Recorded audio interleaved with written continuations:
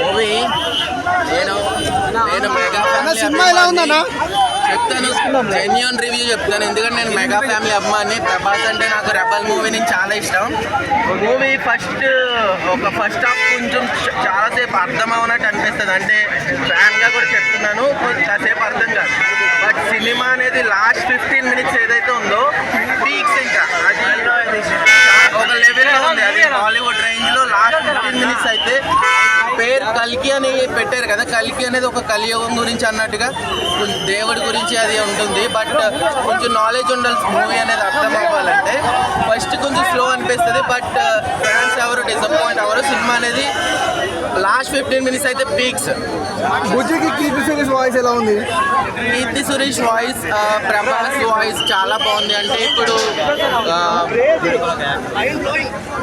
But after all at the same thing, నేను ఒక మూవీలో మిస్టేక్ పాయింట్ చేసిన. ప్రభాస్ గారి కాలు ఇరుక్కుపోవడం జరుగుతుంది, కానీ ఆ కాలు ఎట్లా తీసుకున్నారనేది తెలియదు. ఇంకో విషయము, 20th సెంచరీలో అమితాబ్ బచ్చన్ ఎవరైనా వాడారా అని అంటే నాగార్జున వాడారు. Very nice movie. ఇదే క్వశ్చన్స్ అన్న. ఎలివేషన్స్ ఎలా ఉన్నాయన్న? ఎలివేషన్స్ ఏం నడవ, ఓన్లీ డైరెక్షనే. అర్థమైందా? ఈ సినిమాకి హీరో ఎవరు అంటే డైరెక్షన్. గ్రాఫిక్స్ ఎలా చెప్తున్నా.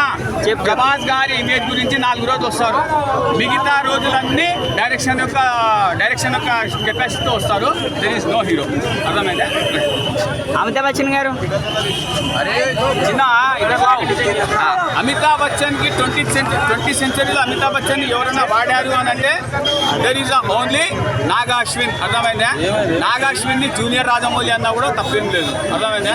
బాహుబలి డైరెక్టర్ అమ్మ మొగుళ్ళ తయారైనాడు సినిమాకి. Super cinema. నీకేమైనా గుడ్డు కావాలంటే ఆర్జీవిని అడుగు. అర్థమైందా? రైట్ బా అన్న. ఇందులో రాజమౌళి గారు, ఆర్జీవి గారు, అలాగే బ్రహ్మానందం గారు ఇంకా ఉన్నారు కదా, ఏమంటారు? అందరూ ఒకే స్క్రీన్ మీద కనిపిస్తే అది కెమియో రోల్ అంటారు. అర్థమైందా? సర్పంచ్. ఓవరాల్గా సినిమా గురించి ఏం చెప్తారు? ఓవరాల్గా సినిమా ఫస్ట్ టికెట్ పెట్టి సినిమా కొను, చూడు, తర్వాత చెప్తాను.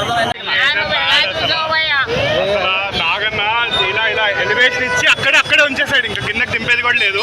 క్లిఫ్ హ్యాంగర్స్ ఉన్నాయి. అసలు సినిమా చూసిన తర్వాత బయటికి వచ్చి బాగాలేదంటే వాడికన్నా పిచ్చ. మహాభారతం సీన్లు ఎట్లున్నాయి? అసలు మహాభారతం డిపిక్షన్, విఎఫ్ఎక్స్ నిజంగా అమరావతికి ఒక సీట్ వదిలేండి ప్రతి థియేటర్ లో, వచ్చి చూస్తే వెళ్ళిపోతాడు. అమరావతి ట్యూషన్ పంపించాలా? నాగశ్విన్ కదా చూసుకుంటాను. కిందకి దింపండి. మూవీ అయితే ఎక్సలెంట్. అసలు సీన్స్ అన్ని కుట్టు చింపేశారు. అమితాబ్ బచ్చన్ యాక్టింగ్ అయితే నాగమామ కనిపిస్తే ఏం చెప్తావు? కాస్టింగ్ అయితే అసలు నెక్స్ట్ లెవెల్ కాస్టింగ్. ప్రతి క్యారెక్టర్ డెవలప్మెంట్ కానీ క్యారెక్టర్ బిల్డింగ్ కానీ అసలు నాగాశ్విన్ ఈ పవర్ యాక్ట్ ప్రపంచానికి ఈయన పడింది. హాలీవుడ్ స్టార్ట్ అయిపోయింది.